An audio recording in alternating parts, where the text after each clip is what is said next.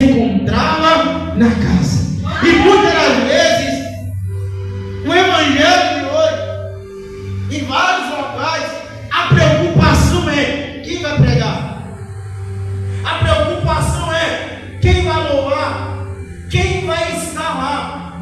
Preocupa-se com qual homem e mulher que vai estar. Mas a maior preocupação que a igreja tem que estar é se Jesus vai estar na casa. Glória a Deus. Não adianta ter o maior pregador, não adianta ter a maior louvorista que o homem coloca ser maior, mas nós sabemos que Jesus é o maior. Nós sabemos que João Batista vai dizer que eu não sou digno nem de desatar a sandália dele. E quem disse não foi simplesmente o pregador, quem disse não foi apenas o profeta, quem disse isso foi aquele que a Bíblia diz em todo parentesco. A Bíblia não diz nem se era amigo, mas só amigo te aproxima de Jesus. Alguém entendeu? Só quem é seu amigo te aproxima, te leva a conhecer Jesus. Se alguém olha para você na escola e fala: para de ir para a igreja, você está ficando bobo demais, para de falar desse jeito, nós não podemos falar mais nada perto de você, que você chama a atenção, se afaste dessa pessoa. Mas se alguém olha para você e vai dizer: irmão, vamos ao culto amanhã, irmão, vamos na igreja comigo, irmão, pega na mão deste homem e caminha junto com ele, porque ele está se aproximando de Jesus. A Bíblia diz que a porta estava cheia, a Bíblia diz que a multidão não deixava ninguém entrar, estava aquele dilema: quem está dentro não quer sair, mas quem está sempre, Deus coloca 4 para ajudar alguém. Deus sempre tem algo diferente. A Bíblia diz que tinha 4 passeando em meio ao fogo. Alguém pode olhar e falar: não, pastor, era 3. Não, a Bíblia diz que foi jogado 3, mas a Bíblia diz que tinha 4 passeando em meio ao fogo. Aí Deus olha lá de cima e vai colocar essas 4 pessoas para olhar e falar assim: não, vamos levar esse homem até Jesus. É só Jesus que pode resolver o problema dele. Mas quando chega, a multidão estava apertando, não dava para passar, era difícil de chegar até Jesus. Mas quando o homem fecha, pega essa, quando o homem fecha a porta embaixo, Deus abre a porta em cima. Não tinha como, não tinha. Perdoe seus pecados. Agora você levanta, meu filho, daí, pega o seu leito, vai para sua casa, vai falar o que Deus fez para sua vida. Aí quando o homem levanta, um deve ter olhado para o outro e falar: não tem jeito não, esse homem é o próprio Deus, porque perdoou o pecado. E se o homem não levanta, irmã Maria vai falar: esse homem não é Deus não, é blasfêmia. Mas quando Jesus fala, ordena, e a Bíblia diz que eu te ordeno, alguns vai dizer eu te mando. Isso não é maravilhoso? Que ele que é o dono de tudo. Se ele mandou, está mandado. Se ele falou, está falado. Se o Senhor falou, irmão, que a sua casa e a tua família é uma bênção, Satanás pode tentar de várias formas, que ele tem que tentar, mas é uma bênção. Se Jesus falou que vai dar certo, é porque vai dar certo. E se Jesus também falou que não é para ir, não tema. Se Jesus diz que não está nesse negócio, não tenta outra forma, ele não está. Ele falou, está falado. É verdade. Jesus, ele era tão, era e é, ou era só para entender lá atrás, tão poderoso, e é ainda, continua, sempre será. Mas o que eu acho fora do comum, Jesus, quando Jesus chega e começa a pregar para os fariseus, e Jesus vai dizer uma palavra que ninguém pode falar. Jesus disse uma palavra que só ele disse na Bíblia. Alguém lembra?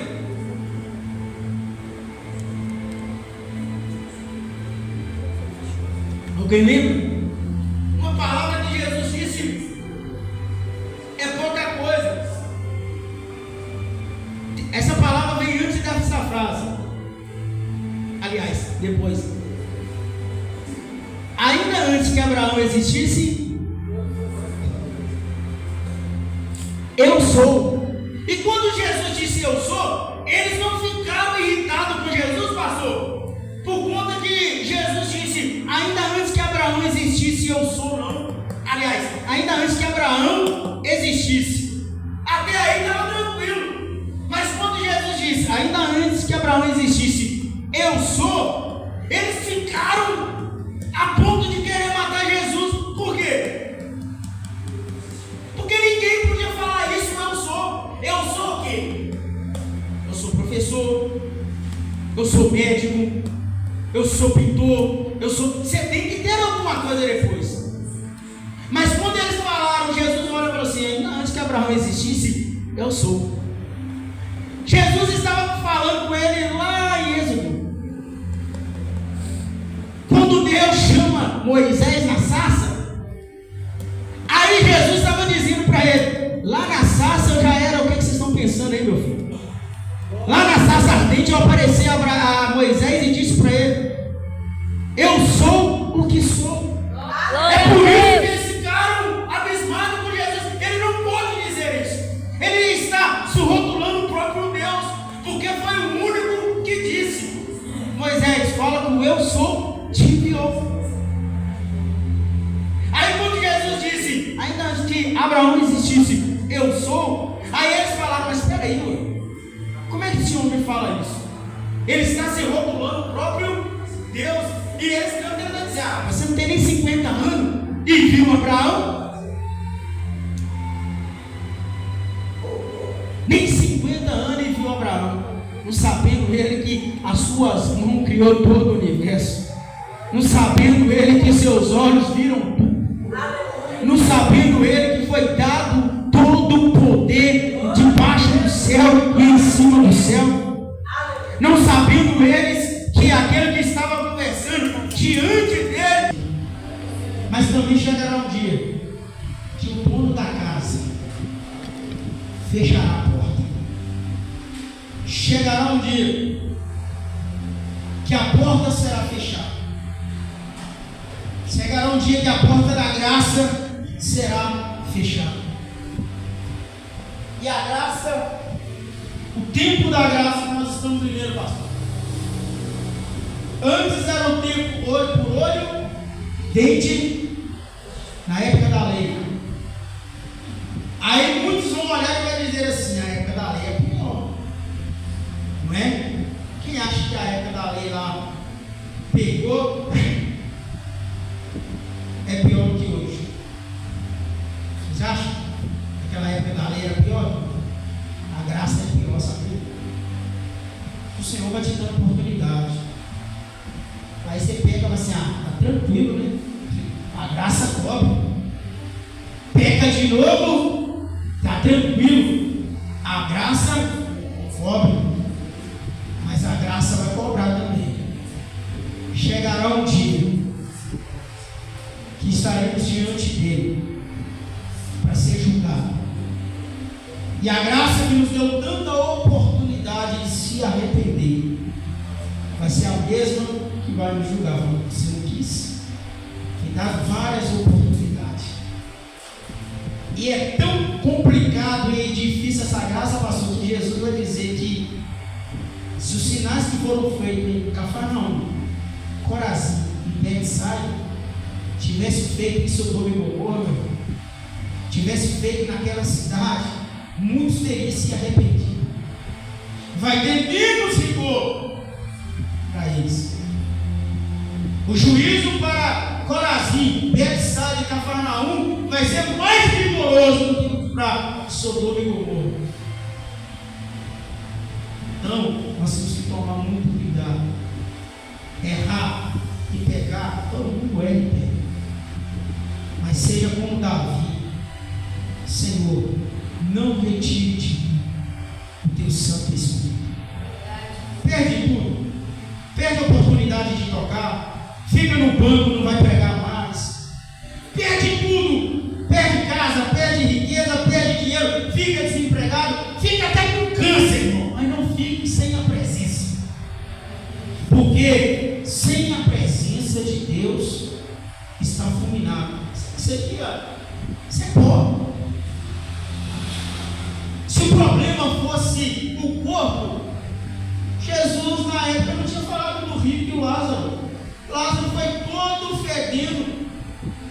para a sepultura. Mas o teu espírito, o seu espírito inalava cheiro suave às narinas do Senhor. Que a Bíblia diz que quando ele morreu, ele foi para os seios de Abraão. Morreu correndo, cheiroso, só andava de Malbec, só andava de Ferrari, só de terno caro. Mas quando ele morreu, a Bíblia diz que foi sepultado, só foi sepultado, não foi para os seios de Abraão. Então, igreja, não se preocupe o que você está perdendo, só não perca a presença do Espírito Santo de Deus, porque se o homem perder isso, ele está acabado. Por isso que Saul foi rejeitado por Deus, pastor, porque ele não preocupou com a presença. Isso fica para outra pregação. Ficou reinando o ano todo e a Arca da Aliança só lá pertinho deles. A Arca da Aliança estava perto, era só buscar e lá, não preocupa com isso não. Precisa da presença não. Porque Deus ele revela, né? A palavra de Deus é por isso que ela me envelhece. Enquanto alguém está pregando, Deus está revelando a mensagem para outro que está sentado aí no banco. E Deus me mostrou algo interessante nessa mensagem, pastor. Que esses homens pegam o paralítico, passam pelo telhado. E olha que interessante.